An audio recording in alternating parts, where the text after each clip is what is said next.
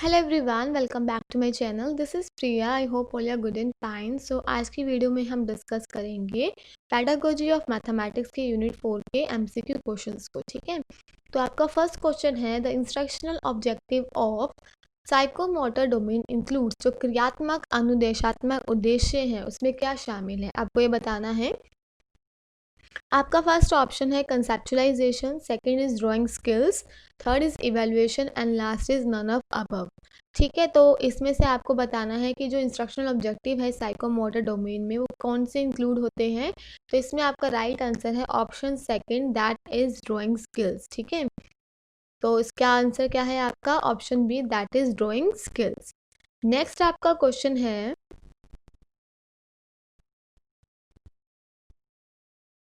Second आपका question है which type of questions are used to develop cognitive, affective and psychomotor domain. कि संज्ञात्मक, भावनात्मक और साइकोमोटर डोमेन विकसित करने के लिए किस प्रकार के प्रश्नों का उपयोग किया जाता है। आपके ऑप्शन है first is objective type questions का, second is essay type question का and third is short answer type question का। तो आपको बताना है कि जो कोग्निटिव है, अफेक्टिव है और जो साइकोमोटर डोमेन है उसमें कौन से या किस प्रकार के क्वेश्चंस का उपयोग किया जाता है। तो आपका जो राइट आंसर है इसमें वो है आपका एसे टाइप क्वेश्चंस। ठीक है, तो मैं आपको आंसर साथ साथ बता रही हूँ, अच्छे से सुनिएगा। और अगर आपको नहीं पता लगेगा तो आप वीडियो को पॉज करके अपने आंसर्स को कॉपी में लिख लीजिएगा। बाकी मैं पीडीएफ भी आपको डिस्क्रिप्शन बॉक्स में या मेरे टेलीग्राम चैनल पे डाल दूँगी। ठीक है, तो इसका आंसर क्या है आपका option number second, that is ऐसे टाइप क्वेश्चंस। थर्ड क्वेश्चन है the test items are not including in achievement test when. जो टेस्ट आइटम है वो इंक्लूडेड नहीं होते अचीवमेंट टेस्ट में, कब। जब फर्स्ट ऑप्शन है डिस्क्रिमिनेटिंग वैल्यू लेस देन होती है, डिस्क्रिमिनेटिंग वैल्यू मोर होती है, डिस्क्रिमिनेटिंग वैल्यू या सेम होती है, या लास्ट ऑप्शन है आपका नन ऑफ द अबव। तो आपको बताना है इसमें से कौन सा टेस्ट है, आइटम है जो नहीं इंक्लूड होता जब आपका अचीवमेंट टेस्ट कैसा होता है। आपका आंसर है डिस्क्रिमिनेटिंग वैल्यू इज लेस। जब आपकी डिस्क्रिमिनेटिंग वैल्यू लेस होती है तो टेस्ट आइटम जो है वो अचीवमेंट टेस्ट में इंक्लूड्स नहीं होते हैं। तो आपका option first is correct, that is discriminating value is less. Next question है आपका norms of develop for which type of question. किस प्रकार के प्रश्नों के लिए मानदंड विकसित किए जाते हैं, किसके लिए हम नॉर्म्स डेवलप करते हैं। तो आपका आंसर है कि आप कौन से ऑब्जेक्टिव्स के लिए नॉर्म्स डेवलप करोगे। आप ऑब्जेक्टिव टाइप क्वेश्चंस के लिए नॉर्म्स डेवलप करते हो, वस्तुनिष्ठ प्रकार के लिए। ठीक है, तो आपका ऑप्शन करेक्ट कौन सा है, ऑब्जेक्टिव टाइप क्वेश्चंस। ठीक है, नेक्स्ट आपका क्वेश्चन आ रहा है, तो to assess the knowledge of student in the form of terms, facts, symbol, it is called. शब्दों, तथ्यों और प्रतीकों के रूप में छात्रों के ज्ञान का आंकलन करने के लिए इसे क्या कहा जाता है। ठीक है, तो आपका ऑप्शन है फर्स्ट इज रेमिडियल टीचिंग बोलते हो इसको आप, उपचारात्मक शिक्षण, second is comprehensive teaching, third is diagnostic teaching and last is none of these. तो आपसे क्या पूछा है, to assess the knowledge of students, students की नॉलेज को असेस करने के लिए इन फॉर्म ऑफ टर्म्स की फॉर्म में, फैक्ट्स की फॉर्म में, सिंबल्स की फॉर्म में। तो इसको आप क्या कहते हो, इसको आप कहते हो डायग्नोस्टिक टेस्टिंग, नैदानिक परीक्षण करना। ठीक है, तो इसका आंसर क्या है आपका डायग्नोस्टिक टेस्टिंग। नेक्स्ट आपका क्वेश्चन आता है which is not the objective of achievement test. Achievement test का इनमें से कौन सा ऑब्जेक्टिव नहीं है। पहला है कि to guide the student for learning, students को गाइड करना सीखने के लिए। सेकेंड ऑप्शन आपका कह रहा है to help the students to get the job in future, कि उनको जॉब दिलाना फ्यूचर में उनकी हेल्प करने के लिए। To diagnose the students to have achieve the teaching objectives और not, and last is to analyse the measures to prevent difficulties to student. ठीक है, तो आपको क्या बताना है इनमें से कौन सा ऑब्जेक्टिव जो है वो नहीं है अचीवमेंट टेस्ट का। देखो अचीवमेंट टेस्ट का कौन सा ऑब्जेक्टिव नहीं है। पहला क्या है, सीखने के लिए छात्रों को मार्गदर्शन करना, ये अचीवमेंट टेस्ट का ऑब्जेक्टिव होता है, तभी हम टेस्ट लेते हैं। नेक्स्ट है स्टूडेंट्स को हेल्प करना ताकि वो जॉब फ्यूचर में जॉब ले सके। नेक्स्ट आपका आता है डायग्नोस करना स्टूडेंट्स को कि वो अचीव कर सके, टीचिंग ऑब्जेक्टिव है कि उन्होंने अचीव किए हैं कि नहीं किए हैं, उसको डायग्नोस करते हैं। लास्ट ऑप्शन जो है आपका करेक्ट आंसर है, that is not the objective of achievement test, to analyse the measures to prevent difficulties of students. मतलब अंतर को रोकने के लिए उपायों का विश्लेषण करने के लिए ये क्या है आपका ऑब्जेक्टिव नहीं है अचीवमेंट टेस्ट का। तो ऑप्शन 4 करेक्ट है आपका, that is to analyse the measures to prevent the difficulties of students. Next है कि an achievement test is prepare to measure the students grasps knowledge और प्रोफिशिएंसी इन सर्टेन स्किल्स। ये किसने कहा था? ये जो स्टेटमेंट है वो कौन से ऑथर ने दी थी? आपके ऑप्शन है फर्स्ट इज सुपर ने, सेकेंड इज ईबल ने, थर्ड इज मुन ने एंड फोर्थ इज फ्रीमैन ने। तो आपका आंसर है ईबेल। ये स्टेटमेंट किसने दी थी? आपको ईबेल ने दी थी, ठीक है। नेक्स्ट है evaluation process in mathematics has no important focus on one of the following. जो इवेल्यूशन प्रोसेस है मैथमेटिक्स का, उसका कौन सा इंपॉर्टेंट फोकस नहीं होता? इनमें से किस पे नहीं होता है? गणित में मूल्यांकन प्रक्रिया का निम्नलिखित में से किसी एक पर महत्वपूर्ण ध्यान नहीं है। किस पे नहीं होता? फर्स्ट ऑप्शन आपका है ऑब्जेक्टिव्स पे नहीं होता, सेकंड है आपका लर्निंग एक्सपीरियंसेस पे नहीं होता, थर्ड इज सब्जेक्ट टीचर पे and last is evolution tool. तो देखो जो मैथमेटिक्स का जो इम्पोर्टेंट है फोकस जिस पे नहीं होता है वो है आपका सब्जेक्ट टीचर। तो राइट आंसर है आपका वो है सब्जेक्ट टीचर। तो right answer is option C subject teacher. Next आपका क्वेश्चन आता है what is remedial teaching. Remedial teaching क्या होती है?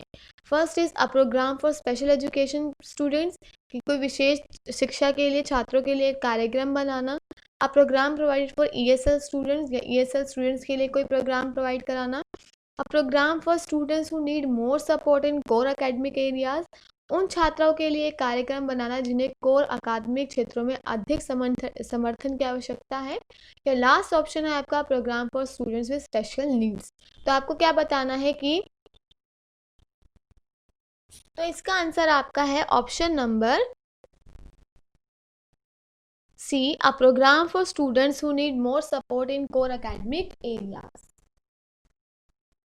ठीक है, रेमिडियल टीचिंग का क्या आपका आंसर हो गया? A programme for students who need more support in core academic areas. Option number C is correct. Next question है आपका with the help of which type of questions we can not diagnose language related weaknesses.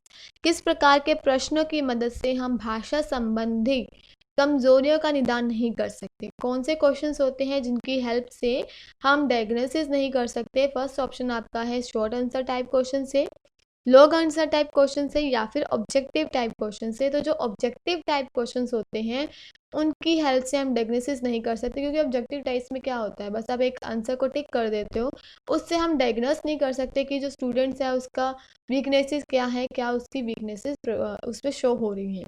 तो option number C that is objective type question is the right answer. ठीक है, next है विच of the following is true of diagnostic testing. नैदानिक परीक्षण में निम्नलिखित में से कौन सा सही है?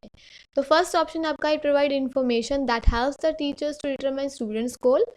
Second is the multiple choice is more effective when creating diagnostic assessment.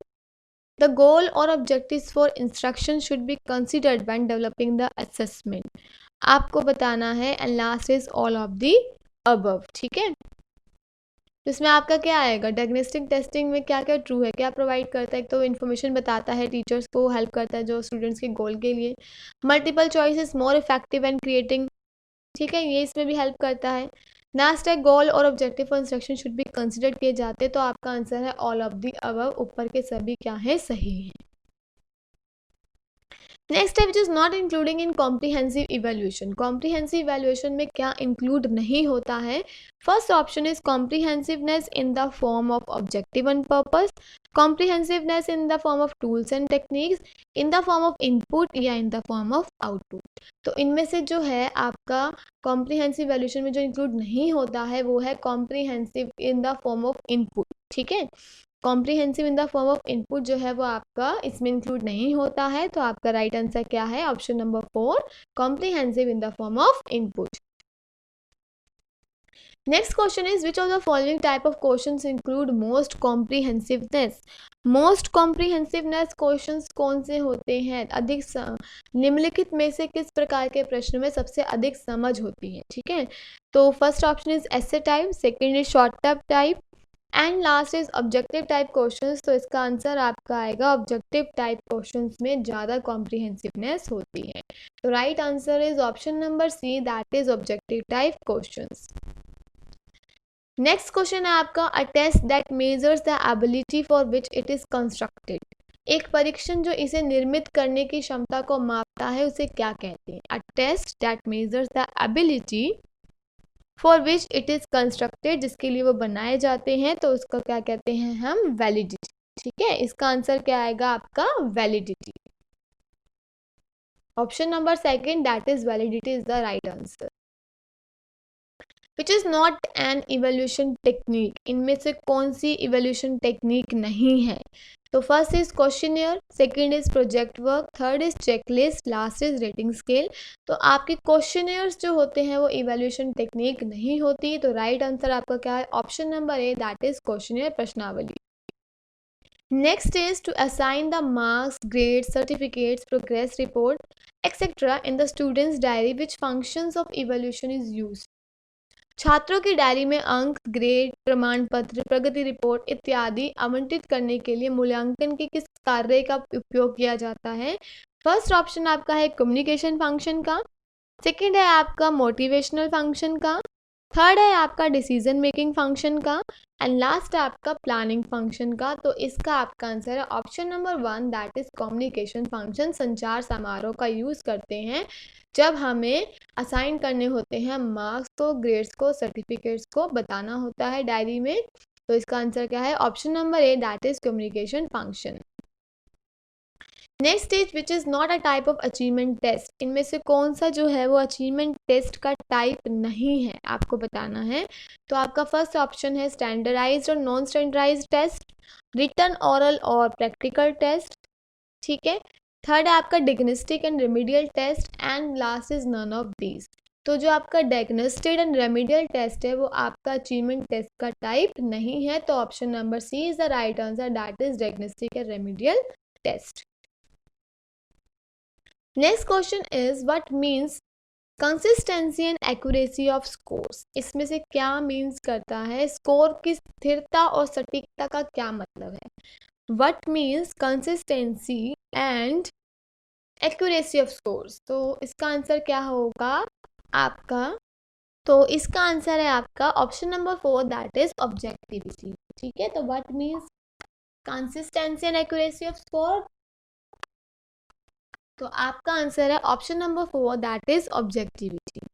ठीक है, 18 क्वेश्चन हो चुके हैं हमारे। नेक्स्ट है आपका 19 क्वेश्चन दैट इज ऐसे टाइप क्वेश्चंस इंक्लूड, जो निबंध प्रकार के प्रश्न होते हैं वो किस में शामिल है या क्या शामिल होता है उसमें।